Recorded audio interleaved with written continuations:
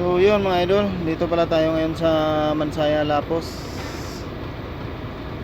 Tuturo ko naman sa inyo mga idol kung saan yung mga pressure at saka mga gauge ng hangin dito sa ating dashboard mga idol.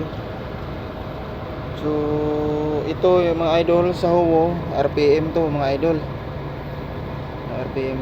So dapat pag nagkambyo kayo nito mga idol, dapat hindi bababa sa 15 yung RPM mga idol, para hindi siya mag crack mga idol. Tapos ito naman yung temperature ng tubig. Tapos ito naman sa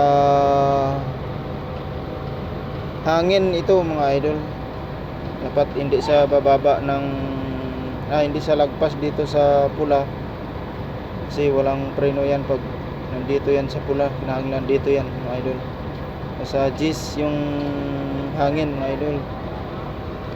Tapos ito pressure oil. Tapos dito makikita yung magkano yung laman ng tangke ng hangin mga idol.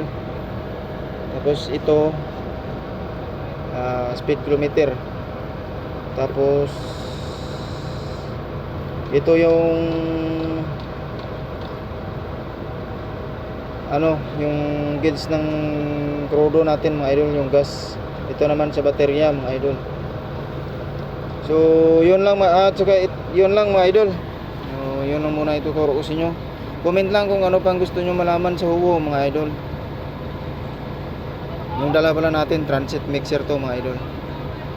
So yun lang mga idol, maraming salamat.